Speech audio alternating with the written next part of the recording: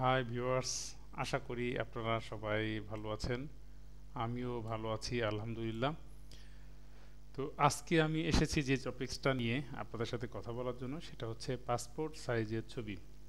আজকাল কোন কাজে পাসপোর্ট সাইজের ছবি লাগে না? তো সব ধরনের কাজে পাসপোর্ট ছবি আমাদের প্রয়োজন হয়। তো যেহেতু প্রায় প্রত্যেকের বাসায় কম্পিউটার এবং ল্যাপটপ রয়েছে ইদানিংকালে, তাই আপনি ইচ্ছা করলে খুব সহজেই আপনারা বাজারে গিয়ে ফটো স্টুডিওতে যেভাবে পাসপোর্ট সাইজের ছবিটা করেন, সেই ছবিটা আপনি নিজেই বাড়িতে কোনো টাকা পয়সা না গুনে বা না খরচ করে নিজেই তৈরি করে নিতে পারবেন খুব সহজে এবং অল্প সময়ে। আর এই ব্যাপারটাই আমি আজকের ভিডিওতে আপনাদেরকে দেখাবো। এই বিষয় বা টপিকস নিয়ে ইতিপূর্বেও আমি একটা ভিডিও আপলোড করেছিলাম। সেই ভিডিওর লিঙ্কটাও আমি ডেসক্রিপশন বক্সে দিয়ে রাখবো, আপনারা সেই ভিডিওটাও দেখে নিতে পারেন। তো চলুন আমরা দেখে আসি একটা ছবি কিভাবে সহজে আমরা নিজেরাই তৈরি করে নিতে পারি। আচ্ছা, আপনারা খেয়াল করেন এই ডেস্কটপের ওপরে, আমার এই কম্পিউটারের ডেস্কটপের ওপরে অ্যাটাচমেন্ট নামে একটা ফোল্ডার রয়েছে, যেটাকে আমি ওপেন করলাম। এখানে দেখেন পাশাপাশি দুটো ছবি রয়েছে। তো এই ছবিটাকে মূলত আসলে একটা দোকানের সামনে জাস্ট দাঁড়িয়ে একটা মোবাইল ফোন দিয়ে তোলা হয়েছে। তো তোলার পরে কোন কোন প্রক্রিয়া বা পদক্ষেপগুলো পরপর করার পরে আমরা একটা পাসপোর্ট ছবি পেলাম, সেটা আমি আপনাদেরকে এখন একটু দেখাবো। তো প্রথমে আমি যে কাজটা করব, আপনার কম্পিউটারে অবশ্যই ইন্টারনেট কানেকশন রয়েছে, এটা আমি ধরে নিলাম। তো আপনি গুগল ক্রোমে গিয়ে এখানে ব্রাউজারে লিখবেন রিমুভ বিজি, অর্থাৎ বিজি বলতে এখানে ব্যাকগ্রাউন্ডটাকে বোঝাচ্ছে, রিমুভ ব্যাকগ্রাউন্ড ফ্রম ইমেজ। এই লিঙ্কটাতে ক্লিক করে আপনারা চলে আসবেন এই পেজটাতে। এখানে আপলোড ইমেজ দেখা যাচ্ছে, ক্লিক করে আপনি এখান থেকে দেখাই দিবেন ডেস্কটপের ওই ছবিটাতে। এই যে অ্যাটাচমেন্টের মধ্যে এই ছবিটাকে আমরা যখন দেখাবো, তখন দেখেন কেমন অবস্থাটা তৈরি হয়। খেয়াল করে দেখেন, ফটোশপে যদি আপনার এই ব্যাকগ্রাউন্ড রিমুভ করতে হয় তাহলে কিন্তু প্রচুর ভেজাল, তো এবং অনেক সময় নষ্ট হয়। এত সময় নষ্ট করার সময় আসলে এখনকার মানুষের হাতে আসলে নেই। দেখেন ব্যাকগ্রাউন্ডটা টোটালি রিমুভ হয়ে গিয়েছে। এরপরে আপনি এডিট এই বাটনে ক্লিক করার পরে আপনি এই ব্যাকগ্রাউন্ডের কালারটা চেঞ্জ করার জন্য এই কালার এই বাটনটাতে ক্লিক করুন। এরপরে নিচে দেখেন যে সাধারণত ফটো স্টুডিওগুলোতে বা ডিজিটাল ফটো স্টুডিওগুলোতে যেভাবে ব্যাকগ্রাউন্ড তৈরি করে বা ব্যাকগ্রাউন্ডের কালার চেঞ্জ করে, তার প্রায় প্রতিটা কালারই এখানে রয়েছে। তবে ম্যাক্সিমাম ক্ষেত্রে এই কালারটা, এই কালারটা, এই কালারটা, এই কালারটা এবং এই কালারটা বেশি ইউজ করা হয়, অর্থাৎ 1 2 3 4 5 এই পাঁচটা কালার সবচেয়ে বেশি ইউজ হয়।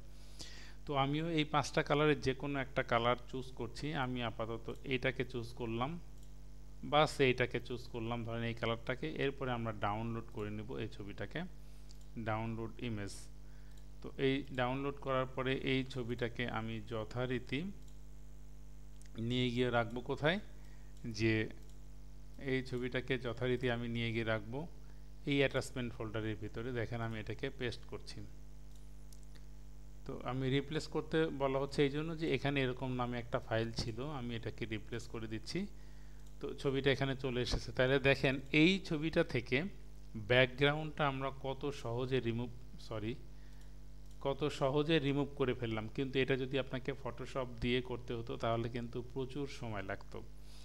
তো আসলে একটা কাজ যদি সহজভাবে করা যায় তাহলে কেন আমরা জটিল বা কঠিন নিয়মে যাব, তাই না? যাই হোক, তো আমি এখান থেকে বেরিয়ে যাচ্ছি। এরপরে যে কাজটা করব, একটা পাসপোর্ট সাইজের ছবি যে মাপে হয় সেই মাপে আমরা এটাকে কেটে নিব এবং প্রিন্ট করব। সেই পর্যায়টা আমরা এখন দেখি। তো এই জন্য আমি ফটোশপ, আপনারা জানেন আমি ইউজ করছিলাম ফটোশপ CS 8.0। এর কারণে কি, এর আগে ইতিপূর্বে বলেছি যে এই সফটওয়্যারটা সব ধরনের মেশিনে চলে, সেটা যত কম দামি মেশিনই হোক না কেন, এবং এটা 32 এবং 64 বিট কম্প্যাটিবল একটা সফটওয়্যার। আচ্ছা, আমি এটাকে ওপেন করি। এরপরে আপনারা দেখেন আমি যে কাজটা করছি, এই সাদা যে ব্ল্যাঙ্ক স্ক্রিনের উপর ডাবল ক্লিক করলে আপনি চলে যেতে পারবেন এই যে অ্যাটাচমেন্ট, ডেস্কটপে যেটা অ্যাটাচমেন্ট ছিল আমি সেখানে যাচ্ছি, যাওয়ার পরে এই ছবিটাকে আমি এখানে নিয়ে আসলাম। এখন দেখেন এই ছবিটাকে আমরা কেটে পাসপোর্ট সাইজ করে নিব। তো পাসপোর্ট সাইজটা কেমন সেটা আমি একটু দেখাই। এইখানে দেখেন রয়েছে একটা টুল, ক্রপ টুল, এখানে আমাকে ক্লিক করব। তারপর দেখেন এখানে আপনার ওয়াইডের জায়গায় লিখবেন 1.5 ইঞ্চি, হাইট হচ্ছে 1.9 এবং রেজুলেশন দিবেন 300। তো দেওয়ার পরে আপনারা এখান থেকে কিবোর্ড থেকে এন্টার করেন, এরপরে আপনারা ক্রপ করার কাজটা করতে পারেন। তো এখানে সিলেকশন করার পরে আপনি এখানে মাউসটা ধরে মাউসের বাম বাটন চেপে এটাকে ড্র্যাগ করার মতো করে করেন। তো এটা পাসপোর্টের অংশটা সিলেক্ট হবে। তো এমনভাবে করবেন যাতে দুই পাশে সমান থাকে এবং মাথার উপরে কিছুটা জায়গা থাকে। তো এই মনে করেন এটা একটা আমি পাসপোর্ট আকারের একটা আকার দিলাম। দেওয়ার পরে এখানে দেখেন এই যে টিক চিহ্ন উপরের দিকে খেয়াল করতেন, এখানে এটাতে আমাকে টিক দিয়ে দিব। তখন দেখেন এটা পাসপোর্ট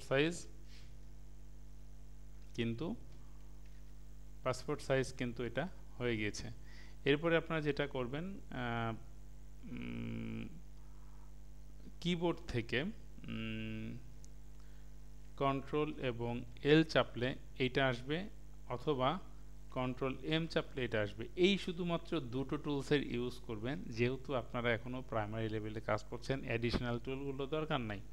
তো আমি আপাতত আপনাদেরকে যেটা বলছিলাম, কন্ট্রোল ধরে আপনি এম চাপুন, তাহলে এই কার্ভ এটা আসবে। এখান থেকে ধরে মাঝ বরাবর জাস্ট উপরের দিকে একটু টান দেন, দেখেন ছবিটা কিন্তু একটু ফর্সা মতো হয়ে যাচ্ছে, তাই না? এটা হয়ে গেছে।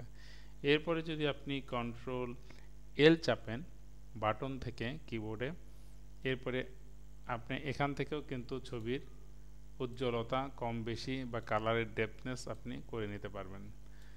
আচ্ছা, যাই হোক, কথার কথা আমি এটাকে সিলেক্ট করলাম। এরপরে অনেকেই আছে যে ছবিটাকে সেভ করার পরে ইলাস্ট্রেটরে, অ্যাডোব ইলাস্ট্রেটরে গিয়ে প্রিন্ট করে, কিন্তু আমি মনে করি এটার কোনো দরকার নেই, আপনারা ফটোশপ থেকে প্রিন্ট করে নিতে পারবেন। সেই জন্য যেটা করতে হবে, ফাইল, নিউ, এখান থেকে আপনি A4 পেপারটা চুজ করেন, A4 পেপার সিলেক্ট করার পরে ওকে করি। এরপরে আপনি যে কাজটা করবেন সেটা হচ্ছে, এটা আমি কন্ট্রোল মাইনাস চেপে একটু ছোট করে দিই। এই ছবিটাকে আপনি ধরে নিয়ে এসে এই A4 সাইজ কাগজের উপরে সেট করবেন। সেই জন্য আপনাকে এখানে মুভ টুলটাকে ক্লিক করে নিতে হবে, তারপরে এই ছবিটার উপরে রেখে মাউসের বাম বাটন চেপে এটাকে ড্র্যাগ করে এখানে নিয়ে আসবেন। তো আমরা সাধারণত এই এক লাইন বরাবর 4টা বা 5টা পাসপোর্ট সাইজ ছবি সাজানো যায়। তো এখানে আপনি অল্টার, কিবোর্ডের অল্টার চেপে ধরে মাউসটা এখানে রেখে এই ছবিগুলোকে পরপর আপনি সাজিয়ে নিতে পারবেন। দেখেন আমি এখানে 3টা ছবি পাশাপাশি সাজিয়ে নিলাম। এখন হতে পারে যে আপনার কোনো স্ট্যাম্প সাইজের ছবি দরকার হতে পারে, স্ট্যাম্প সাইজ। তো সেই জন্য আপনি কি করবেন, এই ছবিটাকে আবার কেটে নেবেন, কিন্তু ছবি সেম থাকবে, শুধুমাত্র রেজুলেশনটা হয়ে যাবে প্রায় 50%। দেখেন 1.5 ইঞ্চি, 1.9 ইঞ্চি, এখানে রেজুলেশন 300 ছিল, আপনি এখানে 150 করে দেন।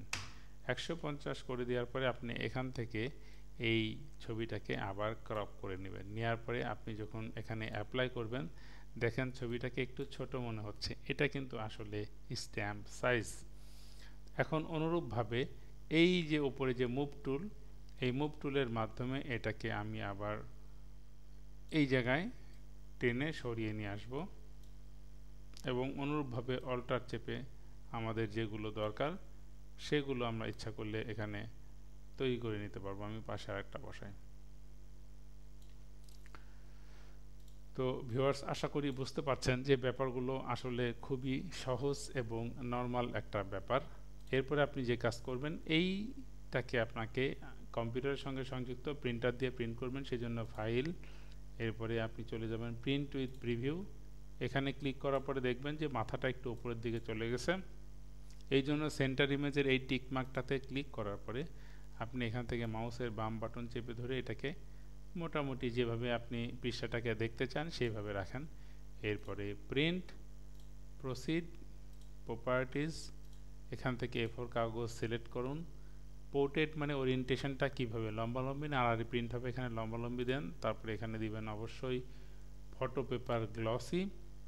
কোয়ালিটির জায়গায় আপনি এখানে বসাবেন হাই, এখানে তো কালার অবশ্যই। এরপরে ওকে দিলেই আপনার ছবিগুলো প্রিন্ট হয়ে প্রিন্টার থেকে বের হয়ে চলে আসবে। তো ভিউয়ার্স, আজকে এই পর্যন্তই, আজকে আর বেশি কথা বলবো না। আপনারা শিখতে গিয়ে যদি কোনো প্রবলেম হয় তাহলে অবশ্যই কমেন্টসে লিখবেন।